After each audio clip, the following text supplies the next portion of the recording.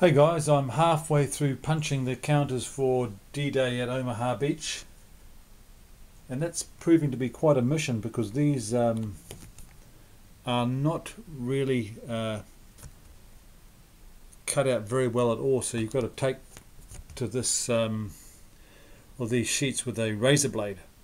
So it's taking a bit longer than I thought it would just for two sheets of counters. But I'm nearly there, and then once that's done I'll have to clip those corners because they're pretty rough.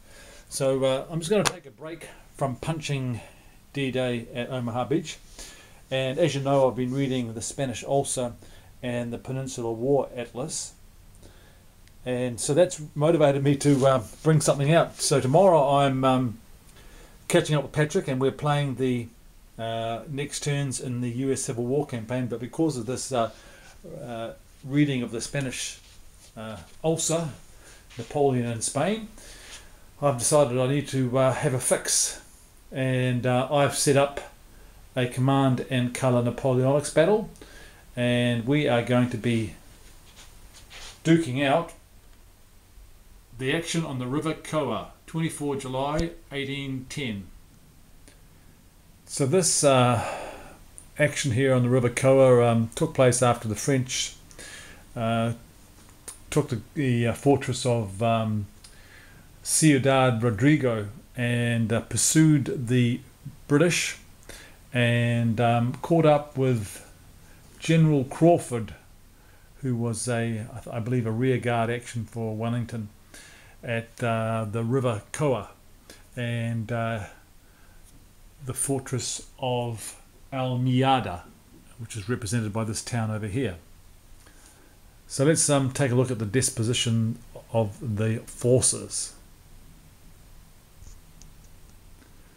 So looking at the left of the British lines here, you've got artillery, foot artillery in the fortress on the left extreme flank of the British. You've got a ridge through here which is occupied by line infantry and horse artillery with some rifle light infantry on the far left flank, quite exposed actually on the flat there. In the centre of the line you've got some more light rifle infantry. Then you've got some Portuguese light infantry holding some earthworks, and on the far right of the British line you've got line infantry in reserve. At the rear there are some light and heavy cavalry. And looking at the French line on the far right, you've got light cavalry.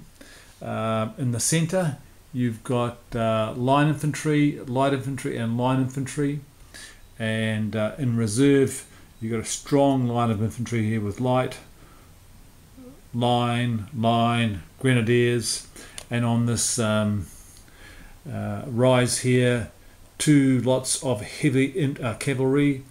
On the extreme left of the French line you've got more infantry, line and light, backed up by foot artillery and some more light cavalry in reserve. So let's take a look at what happened in actually historically.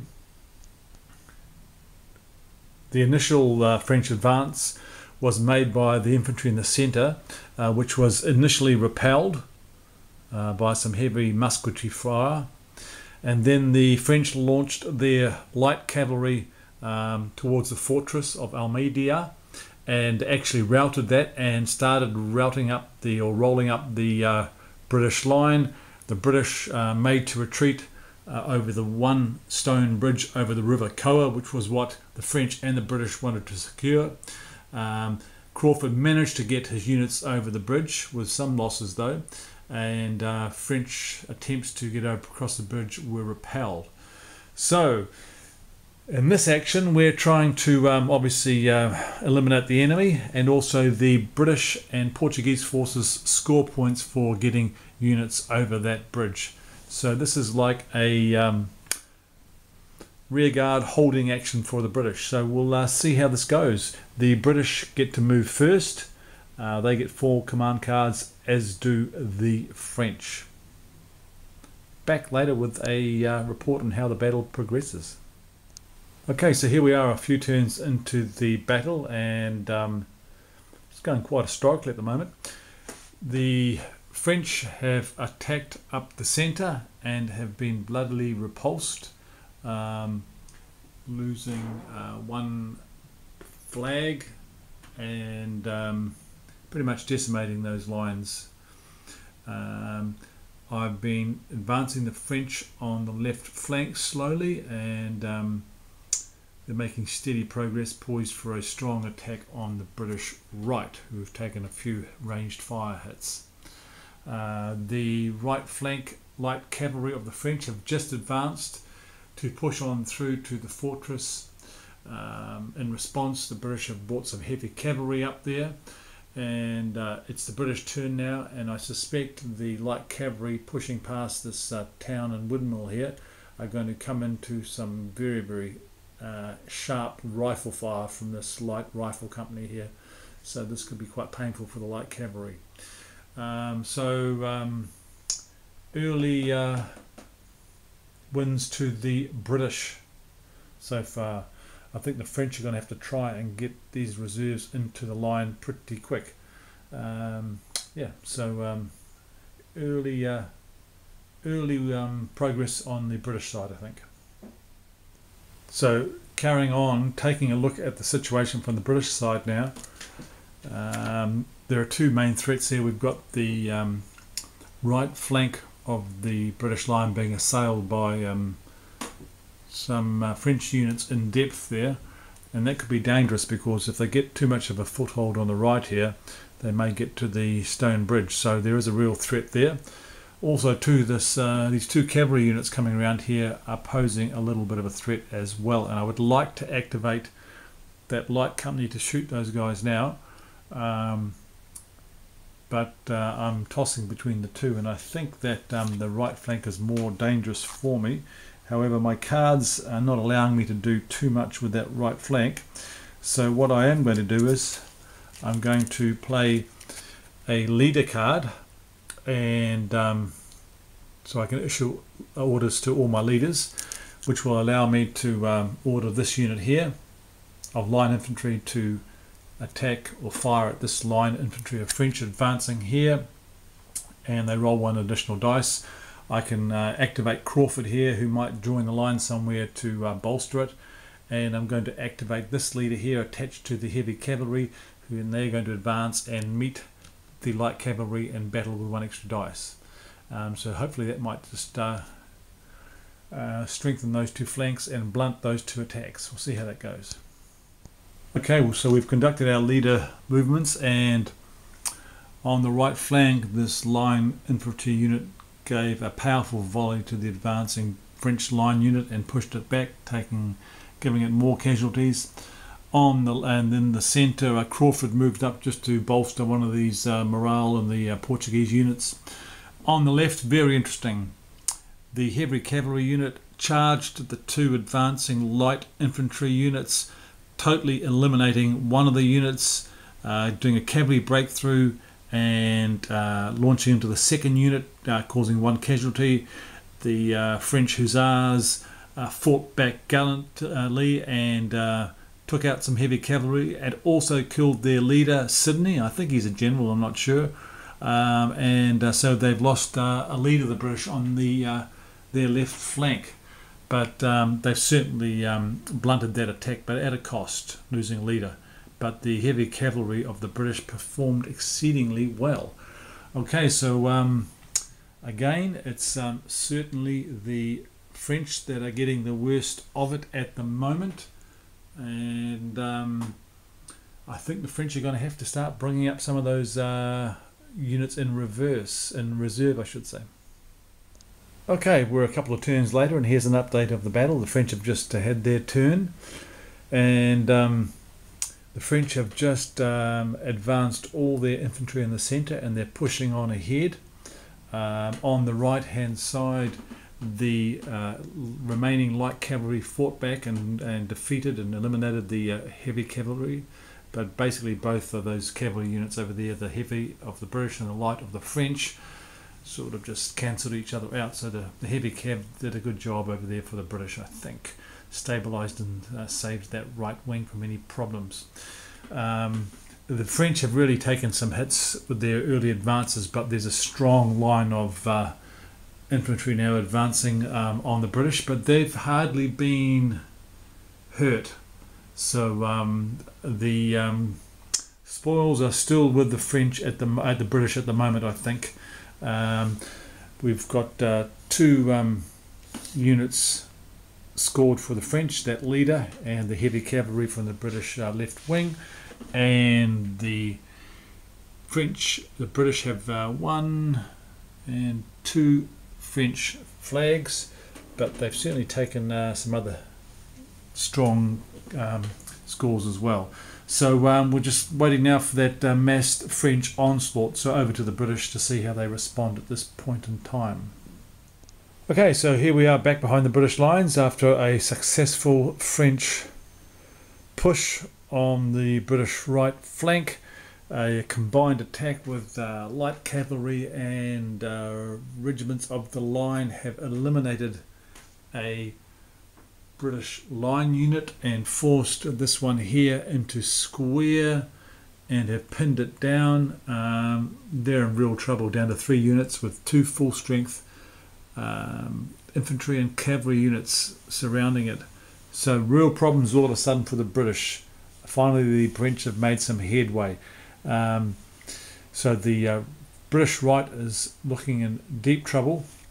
The previous turn the British commander sent some light cavalry across to help stabilise that. They needed that urgently, so it's now the British turn, and so with 1 unit in square we're down a card, and we are looking at 3 options, and the first one's not very good, which is an attack on the left flank card, which doesn't help us in this situation at all. Another attack on the left flank, which is totally unnecessary at the moment. And the third one is a bombard, issuing an order to 4 or more artillery units, and unfortunately they are way out of the action. So I've got real problems here as the British all of a sudden. It was going their way, but now it's at a critical juncture. So be back shortly. Looks like it might have to be a either the bombard onto the centre, or using one of these left flank cards to start bringing units across to the right. I think that may be the way to go.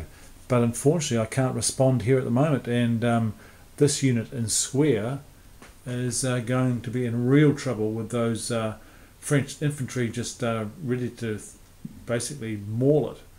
And then it's going to expose the Portuguese. Heck, things have turned here very quickly for the British.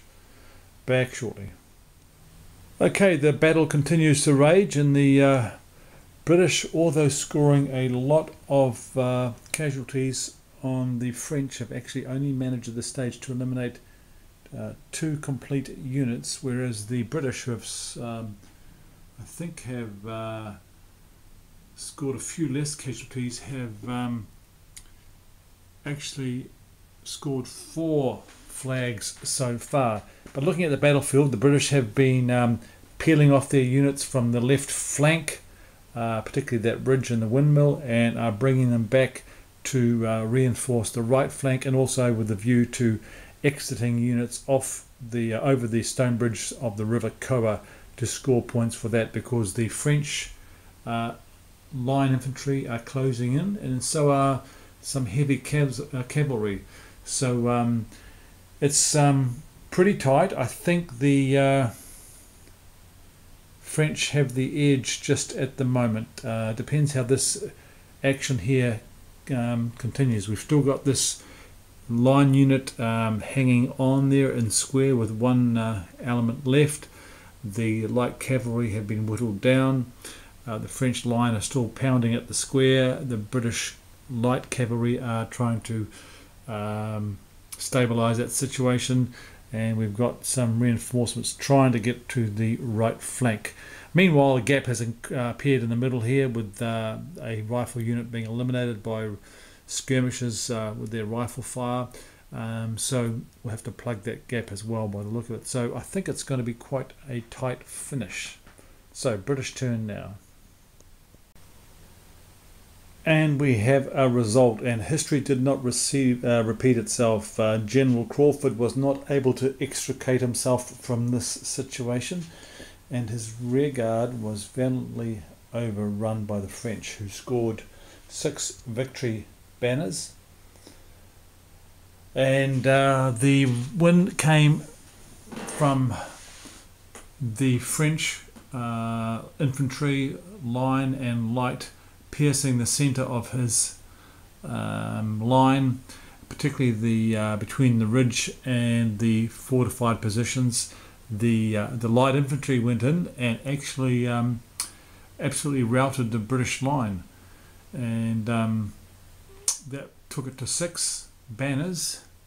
And at that point, the British line just started to crumble and melt away. On the left there, the infantry square was defeated, and this was looking in very poor shape for the British as well. Even though the French units there were very weak, they only had a couple of light cavalry opposing them, and really the British got soundly beaten in the end. And just goes to show, if that you can get those French numbers up, it can be hard for the British in this scenario. I probably should have played it differently. I should have started extricating some troops over the stone bridge earlier on in the game, which would have scored me a victory banner for each one of those units that made it across. So I probably didn't play it optimally for the British in that respect. But a fun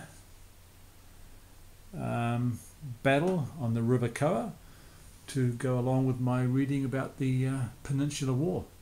So there you go. The French have won that British rearguard action at Coa. Thanks for watching.